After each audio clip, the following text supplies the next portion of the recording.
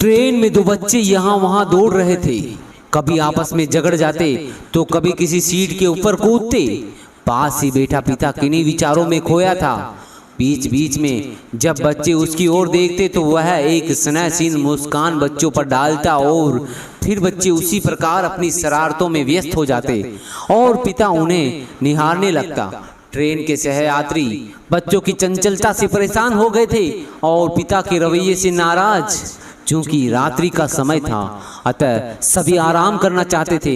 बच्चों की भागदौड़ को देखते हुए एक यात्री से रहा न गया और लगभग जल्लाते हुए बच्चों के पिता से बोल उठा, कैसे पिता है आप? बच्चे इतनी शैतानियां कर रहे हैं और आप उन्हें रोकते तक नहीं, टोकते तक नहीं, बल्कि मुस्कुराकर प्रोत्साहन दे रहे हैं। क्या आपका दायित्व नहीं है कि आप इन्हें कुछ समझाएं?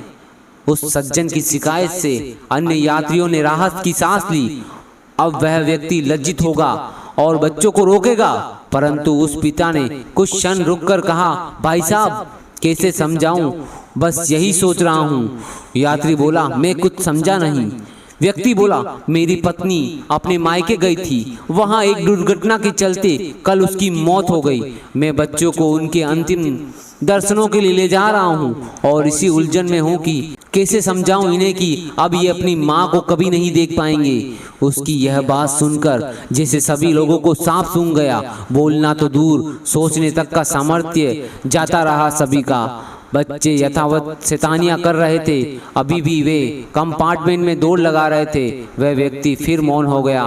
वातावरण में कोई परिवर्तन न हुआ। वे बच्चे अब उन यात्रियों को शैतान अशिष्ट नहीं लग रहे थे, बल्कि ऐसे नन्हे कोमल पुष्प लग रहे थे जिन पर भी अपनी ममता उलेझना चाह रहे थे।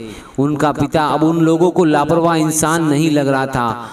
अपने जीवन साथी के विछोह से दुखी दो बच्चों का अकेला पिता और माता भी दिखाई दे रहा था। ऐसे ही एक बार मेरे आगे वाली कार कछुए की तरह चल रही थी। मेरे बार बार हॉर्न देने पर भी रास्ता नहीं दे रही थी। मैं अपना आपा खोकर चिल्लाने ही वाला था कि मैंने कार के पीछे लगा एक छोटा सा स्टिकर देखा जिस पर लिखा था, शारीरिक विकलांग कृपया धैर्य रखें। और यह पढ़ते ही जैसे सब कुछ बदल गया।